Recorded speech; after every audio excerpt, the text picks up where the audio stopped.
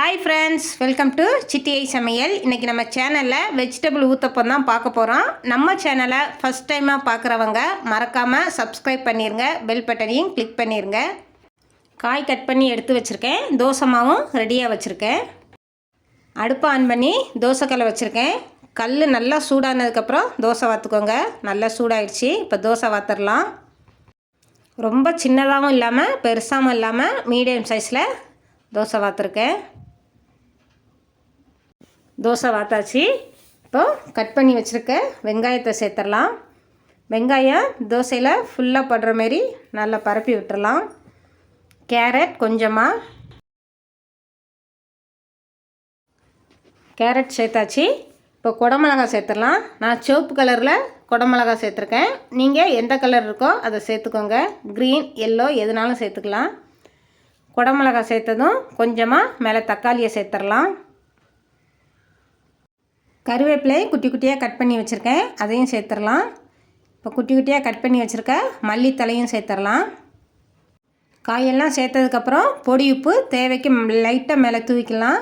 பொடி உப்பு சேர்த்ததுக்கப்புறம் இட்லி பொடியை நல்லா மேலே தூவி விட்டுறலாம். இந்தமாரி நல்லா தூவி விட்டதுக்கப்புறம் நல்லெண்ணெய் 2 ஸ்பூன். தோசையை சுற்றியும் விட்டுறலாம், தோசை மேலேயும் விட்டுறலாம். எண்ணெய் நல்லா சேர்த்ததுக்கப்புறம் 5 நிமிஷம் வேகட்டும். நம்ம மேலே லைட்டாக ப்ரெஷ் பண்ணி விட்டுறலாம். அப்போ தான் அந்த தோசையோட காய்கறிலாம் ஒட்டிடும். 5 நிமிஷம் கழித்து திருப்பி போட்டாச்சு. திருப்பி போட்டு 2 நிமிஷம் அடுப்பை மீடியமாக வச்சு வேக விடுங்க.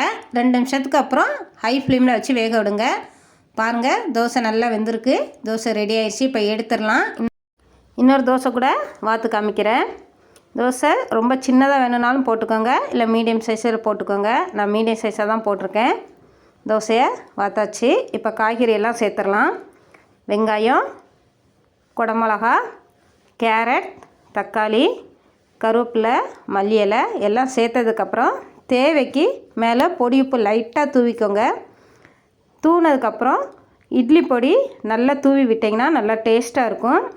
நான் நல்லெண்ணெய் தான் சேர்த்துருக்கேன். உங்களுக்கு தேவைன்னா நெய் கூட சேர்த்துக்கலாம். தோசை வார்த்ததுக்கப்புறம் அடுப்பை மீடியமாக வச்சுக்கிட்டு காய்கறியெல்லாம் சேருங்க.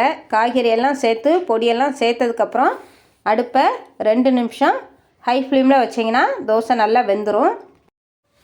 திருப்பி போட்டுடலாம். திருப்பி போட்டதுக்கப்புறமே 2 நிமிஷம் அடுப்பை மீடியமாக வைங்க. அப்போ தான் அந்த காய்கறி எல்லாம் நல்லா கிறிஸ்பியாக வரும். 2 நிமிஷத்துக்கு அப்புறம் அடுப்பை ஹை ஃப்ளேமில் 2 நிமிஷம் வச்சிங்கன்னா தோசை செம்ம டேஸ்ட்டாக ரெடி ஆயிரும். அவ்வளோதான் ஃப்ரெண்ட்ஸ், ஹோட்டலை விட வீட்டிலே செம்ம டேஸ்ட்டாக ஊத்தப்பம் ரெடி பண்ணிடலாம். கண்டிப்பாக ட்ரை பண்ணி பாருங்கள். உங்களுக்கும் ரொம்ப பிடிக்கும், உங்கள் குழந்தைங்களுக்கும் ரொம்ப பிடிக்கும், விரும்பி சாப்பிடுவாங்க.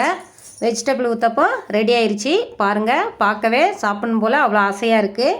Okay friends, vegetable uttapam ready ஆகிடுச்சு. செம்ம டேஸ்ட்டாக இருக்கும். கண்டிப்பாக ட்ரை பண்ணி பாருங்கள்.